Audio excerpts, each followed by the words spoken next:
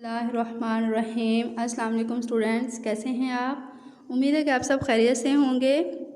Okay बेटा, आज हम सबक शायरों के लतीफ़े इसकी क्या है इक़्तिबास की तशरीह करेंगे। इक़्तिबास की तशरीह के लिए आपने इसके पैराग्राफ हैं, इसको आपने देखना है, इसके आपने खूब प्रैक्टिस करनी है जितने आपको दिए जा रहे हैं ये 3 पैराग्राफ।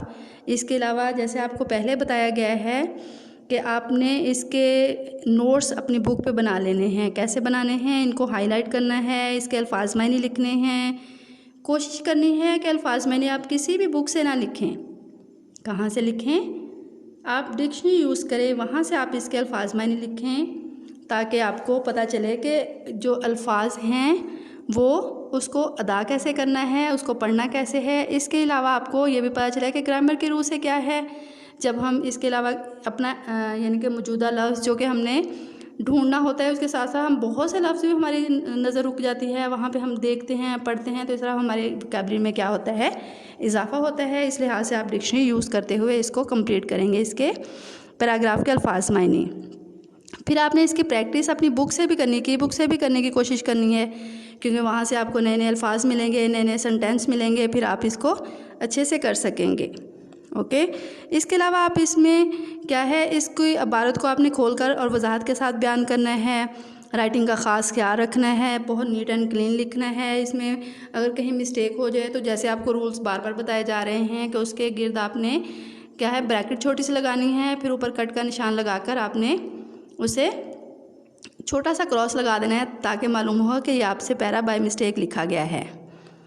इसके अलावा आपने मार्जिन लाइंस और जो इसमें ऑप्शंस बताई जा रही हैं कि कहाँ आपने इसको अंडरलाइन करना है, कहाँ आपने मार्कर से लिखना है, कहाँ आपने पेन से लिखना है, इस चीज़ को भी आपने बार बार अपनी प्रैक्टिस में भी लेके आना है। ना कि सिर्फ वो काम जो कि आप अपनी नोट्स पर करके दे दें, ना सिर्फ वो काम, बल्कि आपने प्रैक्टिस में भी इस चीज़ को रखना है ताकि आपको ये चीज़ें बहुत अच्छे से याद हो जाएं।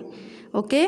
और आपने इन पैराग्राफ की भी करनी है प्रैक्टिस। इसके अलावा आपने जो सबक शायरों के लतीफ़े हैं, इसके साथ आपने इसके मुख्तसर से नोट्स बना लेने हैं। नोट्स क्या बनाएंगे? सबसे पहले इसका हवाला मतन लिखेंगे। हवाला मतन में आप सबक का उन्वान, शायरों के लतीफ़े, फिर आपके इसके क्या है मुसन्निफ़ का नाम लिखेंगे, इसकी सिनफ लिखेंगे, अगर माखिज़ है तो इसका माखिज़ भी आप लिखेंगे।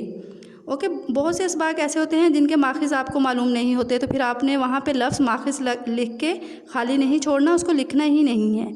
जितना का आपको मालूम है उतने की ही आपने वजाहत करनी है। ओके। ये थे हमारे पैराग्राफ की कुछ वजाहत जो कि आपने इसको यानी कि इसी तरीके से आपने अपनी नोट्स पर, अपनी बुक पर करते हुए रफ नोट्स पर इसकी प्रैक्टिस करनी है। अब है ये पैराग्राफ जो आपके सामने है, इसको देखते हुए आपने क्या है पैराग्राफ मुकम्मल की प्रैक्टिस करनी है। इसके लिए आपने सबसे पहले इक़्तिबास लिखनी है। इक़्तिबास कैसे लिखेंगे?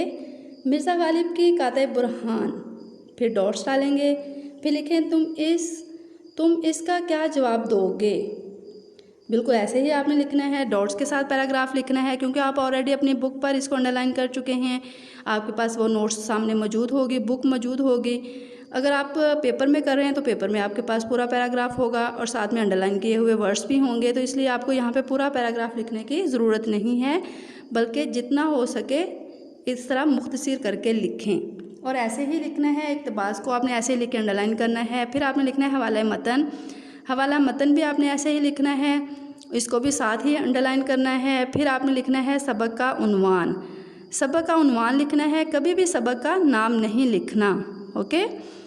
इसी की आपने प्रैक्टिस करनी है। फिर आपने लिखा है सबक का उन्वान है शायरों के लतीफ़े, फिर मुसन्निफ़ का नाम मौलाना मोहम्मद हुसैन आज़ाद, फिर इसकी सिनफ़ है, सिनफ़ इसकी क्या है मज़मून। माखिज़ लिखेंगे, माखिज़ इसका है आबे हयात, ये इसका आप माखिज़ लिखेंगे। सेम इसी तरह इसके दरमियान में जो मैंने डॉट्स डाले हैं इसको भी आप ऐसे ही लिखेंगे। इसमें ज़रा भी आप इसको लाइन इसकी टेढ़ी नहीं होनी चाहिए, सेम ऐसे ही हो। फिर दरमियान में ख़त कशीदा अल्फाज के मायने, इसको लिखने के बाद आप अंडरलाइन करेंगे, ये भी साइड पे नहीं होना चाहिए, बिल्कुल दरमियान में होना चाहिए जैसे मैंने लिखा हुआ है।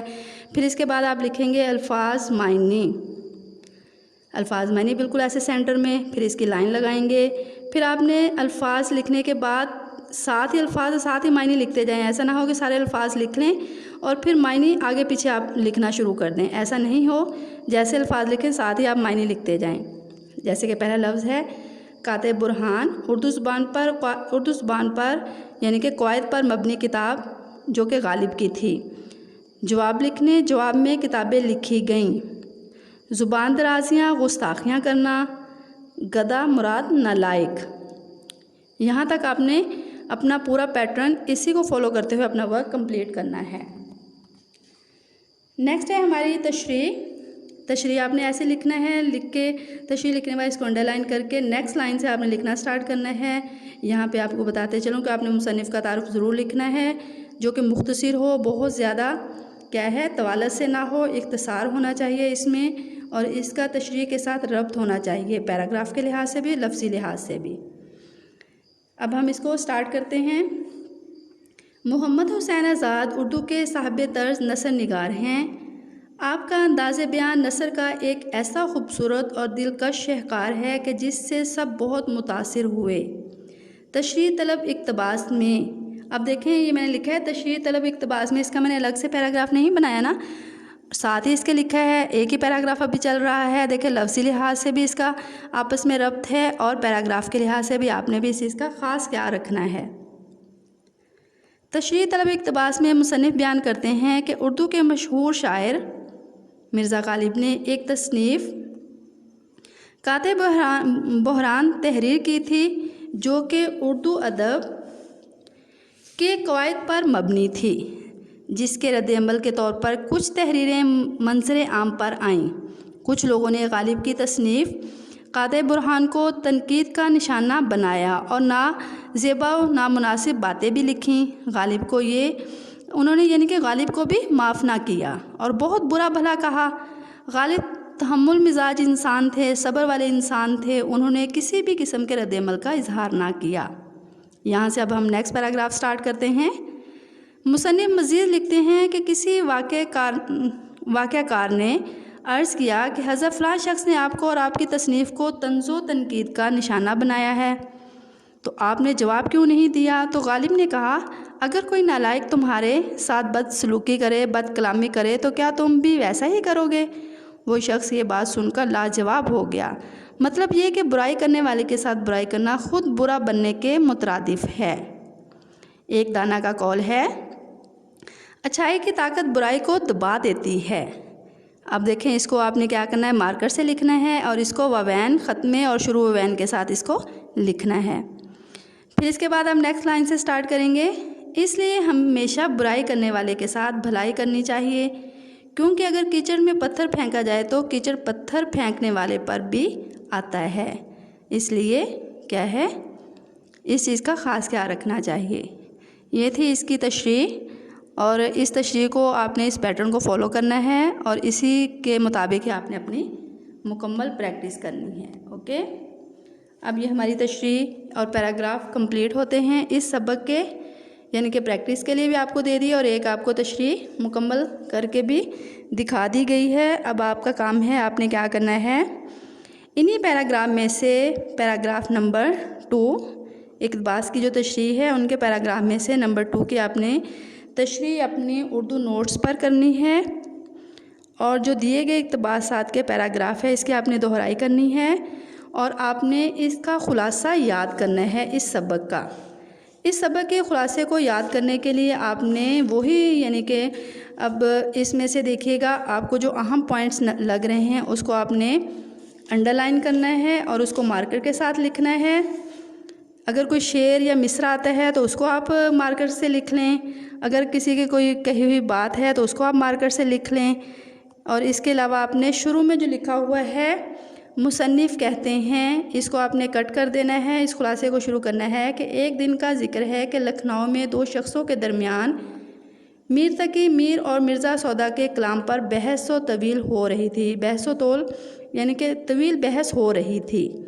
यहाँ तक से आपने स्टार्ट करते हुए इसको खुलासे को कंप्लीट करना है। अब देखिए इसमें कातिब बुरहान है, इसको आप भी मार्कर से लिख सकते हैं। गधा तुम्हारे लात मारे तो तुम क्या जवाब दोगे, ये वाला लिख सकते हैं।